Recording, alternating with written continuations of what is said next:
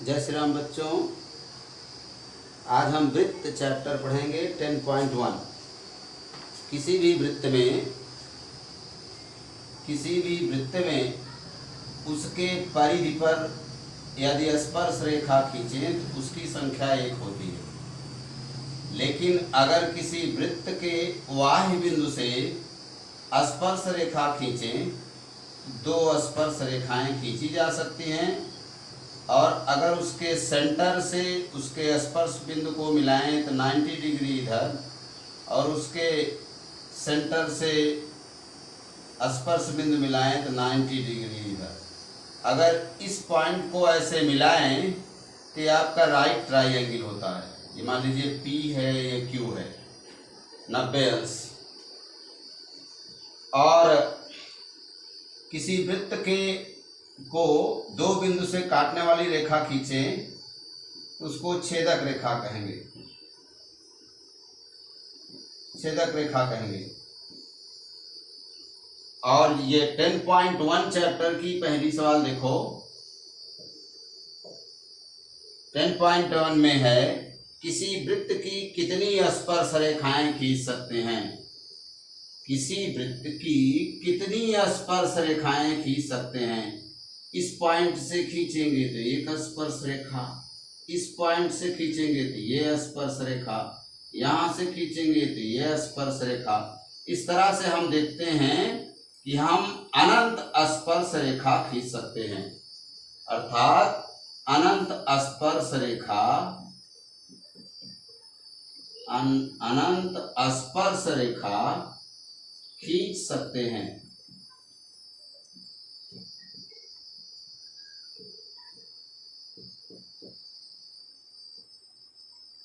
ये पहली सवाल है इसकी। किसी भी वृत्त में कितनी स्पर्श रेखाएं खींच सकते हैं? अनंत स्पर्श रेखा। दूसरी सवाल है, इसमें 4 पॉइंट हैं कुल, 1 2 3 और 4। इसमें किसी वृत्त की स्पर्श रेखा उसे बिंदुओं पर प्रतिच्छेद करती है। स्पर्श रेखा कितने बिंदु पर प्रतिच्छेद करती है? 1, अर्थात इसमें सिर्फ 1 भरेंगे। 1 स्पर्श रेखा खींच सकते हैं। दूसरे पार्ट में वृत्त की 2 बिंदुओं पर प्रतिच्छेद करने वाली वृत्त की 2 बिंदु, कोई लो 2 बिंदु प्रतिच्छेद करने वाली रेखा को छेदक रेखा कहते हैं, अर्थात दूसरे पार्ट में छेदक रेखा।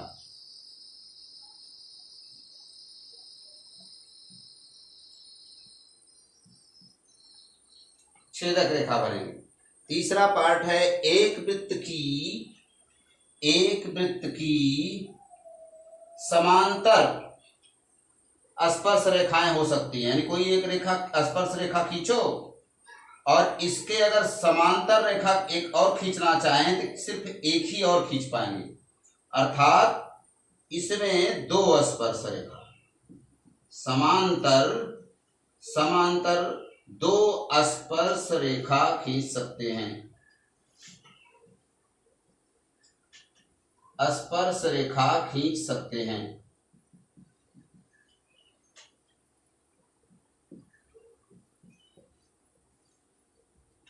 इसका चौथा पार्ट है, वृत्त तथा उसकी स्पर्श रेखा के उभयनिष्ठ बिंदु को क्या कहते हैं?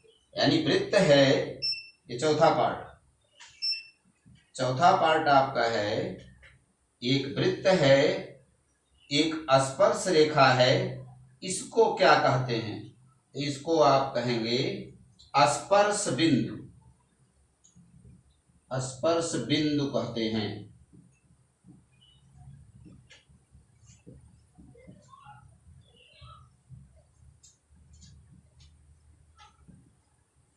स्पर्श बिंदु कहते हैं।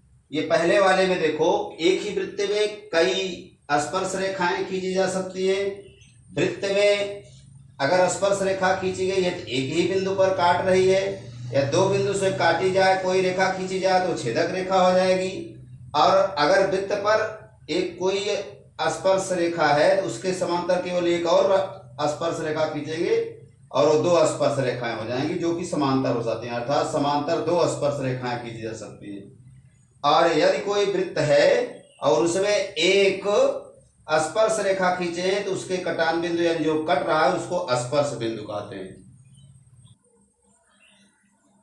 तीसरा प्रश्न, इसमें कह रहे हैं कि एक वृत्त है, वृत्त में एक वृत्त की त्रिज्या 5 सेमी है, वृत्त का केंद्र O है, O और ये बिंदु P है और इस पर एक स्पर्श रेखा खींची गई है, इस बिंदु का नाम Q है और ये OQ का मान 12 सेमी दिया गया है। और स्पर्श रेखा सदैव 90 डिग्री होता है, तो ये राइट ट्राइंगल है। राइट ट्राइंगल में आपसे PQ का मान पूछा जा रहा है, PQ का मान पूछा जा रहा है। तो किसी भी राइट ट्राइंगल में नियम क्या है, 90 अंश के सामने को हाइपोटेनस या कर्ण कहते हैं और एक बेस हो गया और एक परपेंडिकुलर। तो आप क्या लिखेंगे, कर्ण का वर्ग बराबर आधार का वर्ग प्लस लंब का वर्ग। कर्ण की जगह 12 और आधार ये मान लीजिए 5 है और ये PQ हो गया लंब। 12 बराबर में 144 पचम 25 प्लस PQ का वर्ग। अब ये 25 इधर लाएंगे तो माइनस हो जाएगा, तो PQ का वर्ग बराबर 144 माइनस 25 PQ का स्क्वायर बराबर 119। इधर वर्ग है तो इधर वर्गमूल, अर्थात √119 सेमी। ये जो है ये PQ की लंबाई हो गई। चौथा क्वेश्चन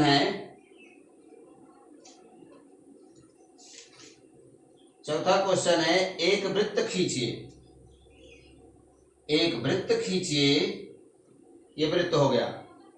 एक दी हुई रेखा के समांतर दो ऐसी रेखाएं खींचिए। एक दी हुई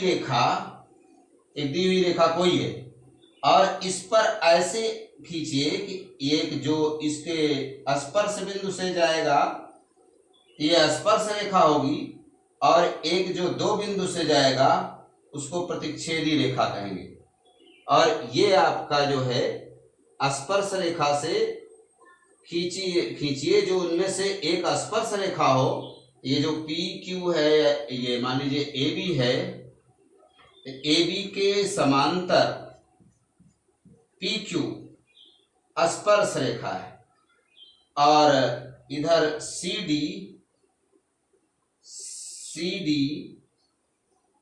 छेदक रेखा। ये स्पर्श रेखा है PQ स्पर्श रेखा AB के समांतर PQ छेदक रेखा है, नहीं स्पर्श रेखा है,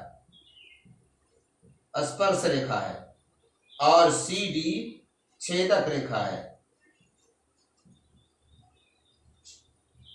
छेदक रेखा हम कई खींच सकते हैं, लेकिन इस AB के समांतर हम दो स्पर्श रेखाएं ऐसे खींच सकते हैं, इधर से भी एक खींच सकते हैं, लेकिन सिर्फ आपको एक स्पर्श रेखा खींचनी है और एक छेदक रेखा। तो अब छेदक रेखा आपकी CD हो गई और PQ रेखा जो है आपकी स्पर्श रेखा हो गई।